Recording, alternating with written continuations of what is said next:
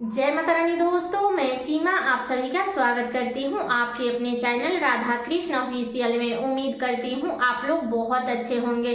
तो ये बताने के लिए कमेंट बॉक्स में जय माता दी जरूर लिखिएगा। तो चलिए दोस्तों, आज का जो वीडियो है वो बड़ा ही महत्वपूर्ण वीडियो है, तो आप लोग वीडियो को पूरा जरूर देखिएगा, क्योंकि आज का जो वीडियो है वो नया साल से संबंधित वीडियो है कि नया साल के दिन हमें कौन कौन से कार्य करने चाहिए, नया साल की शुरुआत हमें कैसे करनी चाहिए, उस दिन हमें कौन कौन से कार्य नहीं करने चाहिए। तो इसी प्रकार के बहुत सारी महत्वपूर्ण बातें जानेंगे, तो आप लोग वीडियो के लास्ट तक बने रहिएगा। अगर चैनल पे नए हैं तो चैनल को सब्सक्राइब और वीडियो को लाइक जरूर कर दीजिएगा। तो चलिए जान लेते हैं सभी महत्वपूर्ण बातें। तो सबसे पहले आप सभी को एडवांस में हैप्पी न्यू ईयर। आप सभी को नए साल की ढेर सारी शुभकामनाएं। भगवान की कृपा से 2024 बहुत ही अच्छे से निकल गया। ऐसे ही 2025 आने वाले जितने भी वर्ष है, ऐसे ही भगवान करे कि हंसी खुशी से ही निकले सभी बहनों का, सभी भाइयों का। तो सबसे पहले बता दो दोस्तों कि नया साल शुरू होने जा रहा है, 2025 शुरू हो रहा है।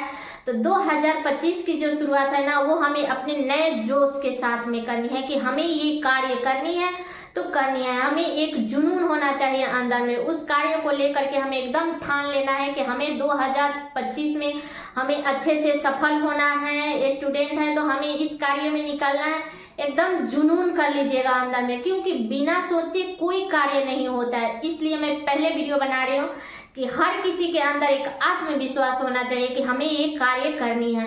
और बता दूं कि सिर्फ सोचना नहीं है, हमें करना भी है। भले मतलब देने वाले भगवान ही होता है, लेकिन तो का हमें खुद से मतलब हारनी नहीं है, हमें कोशिश करनी है कि हाँ हमें ये कार्य कर लेनी है। ठीक है, तो एक जुनून के साथ में हमें नए साल की शुरुआत करनी है, एक जोश के साथ में शुरुआत करनी है कि हाँ हमें ये मतलब कि फिर दिसंबर आए तो हम इसमें सफल बन के ही फिर हम दिसंबर में प्रवेश करें। ठीक है, जो 2025 का दिसंबर आएगा उसमें तब तक हम लोग सफल हो जाए। ठीक है, तो यही जोश के साथ में हमें नए साल की शुरुआत करनी है। और बता दो कि नए साल के दिन 1 जनवरी को तो दिन पड़ा है बुधवार। तो सबसे पहले तो बता दूं कि नए साल के दिन हमें मंदिर जरूर जानी चाहिए भगवान से कामना करने के लिए। तो मंदिर जरूर जाएं, मंदिर में जाके भगवान की पूजा करें। अगर मान लीजिए किसी भी कारणवश अगर आप मंदिर नहीं जा पाती है तो आप अपने घर के मंदिर में अच्छे से पूजा कीजिएगा। एक दिन पहले ही मिठाई का एक पैकेट मंगा करके अपने घर के मंदिर में ही चढ़ा करके पूजा कर लीजिएगा। ठीक है, तो नए साल के दिन हमें मंदिर जरूर जाना चाहिए या घर में भी पूजा जरूर करनी चाहिए। तो आप लोग पूजा जरूर कीजिएगा सबसे पहले उठ करके। उस दिन हमें सभी बड़ों का आशीर्वाद लेना चाहिए। अगर जो लोग पास में हैं तो उनसे आशीर्वाद लीजिए, नहीं है तो उनसे फोन पे आशीर्वाद ले लीजिएगा। ठीक है, तो ये कार्य हमें सबसे पहले करनी है।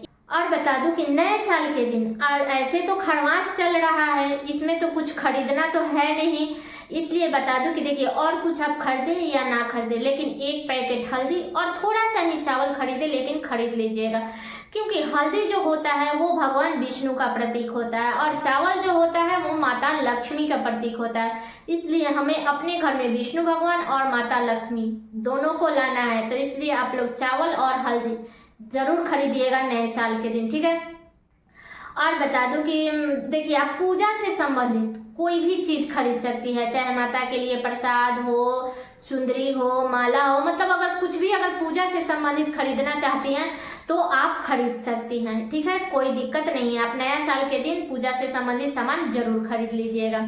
इसके बाद में बता दूं कि देखिए हमें बहुत सारे लोग हैं जो नए साल के दिन ना नया कपड़ा पहनते हैं, नया कपड़ा खरीदते हैं। तो देखिए अगर जरूरत ना पड़े तो नहीं खरीदना चाहिए, लेकिन मान लीजिए अगर आप खरीद भी रही हैं ना तो उसको यूज नहीं करनी चाहिए। जब खरमास बीत जाए तब आपको यूज करनी चाहिए। ठीक है, तो इस बात का ध्यान रखिएगा। अगर किसी के लिए खरीदना है, किसी को देने के लिए खरीदना है, अगर आप खरीद रही हैं नए साल के दिन तो आप खरीद सकती है, लेकिन खुद के लिए ना खरीदें। और बता दो कि ऐसे तो साड़ी वगैरह आप खरीद सकते हैं, भले आप खरमास में यूज मत कीजिएगा लेकिन आप खरीद सकते हैं।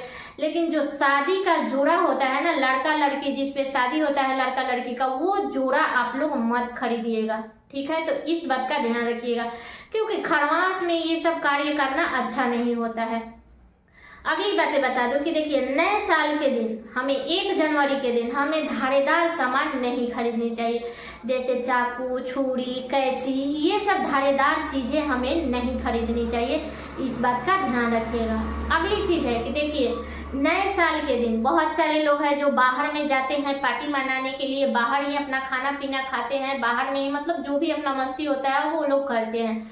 तो बता दो कि भले आप लोग बाहर में खाना खाइए, बाहर में जो ही पार्टी मनाना है आप मनाइए, लेकिन आप अपने चूल्हे को कभी भी उस दिन उपवास मत रखिएगा, ठीक है।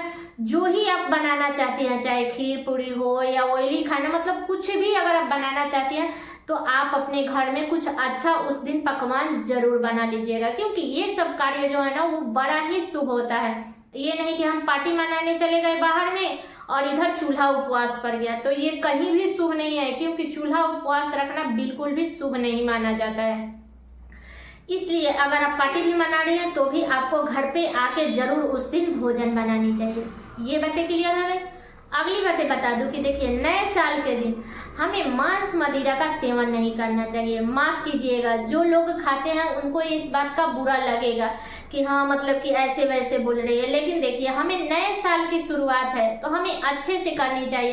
क्यों किसी की हत्या करके, किसी की बद्दुआ लेकर के हमें करनी चाहिए, क्योंकि जो ही है चिकन मटन जो भी लोग खरीदते हैं जाते हैं वो हमारे लिए करता है, तो सारे पाप हमारे ऊपर आता है। इसलिए हमें कभी भी नए साल के दिन मांस मछली का सेवन नहीं करनी चाहिए, इस बात का ध्यान रखिएगा। उस दिन आप लोग कुछ मीठा बना करके खाइए। तो देखिए आप लोग 1 जनवरी को ना खा करके आप लोग अगले दिन खाइएगा, लेकिन 1 जनवरी के दिन आप लोग किसी की हत्या मत कीजिएगा, इस बात का ध्यान रखिएगा। या आप चाहे तो जो लोग मतलब बहुत सारे लोग हैं जो कितना हूँ कहो वो लोग मानते नहीं है, घर फैमिली भी मना करता है फिर भी वो लोग मानते नहीं है, तो देखिए वैसे लोगों को अगर आप उस दिन खाना भी चाहती है तो आप होटल वगैरह में जा करके खा सकते हैं, लेकिन आप अपने घर में उस दिन नॉनवेज ना बनाएं और ना ही खाएं, कहीं भी ना खाएं तो अब तो सबसे अच्छा है। उस दिन कुछ अच्छा अच्छा खाना बना करके आप लोग खाइएगा, इस बात का ध्यान रखिएगा, ठीक है। किसी का भी हत्या मत कराइएगा। ये बातें क्लियर हो गई। अगली बातें है कि देखिए नए साल के दिन आप जब भी मंदिर जाती हैं या नहीं भी जाती हैं तो हमें उस दिन दान जरूर करनी चाहिए।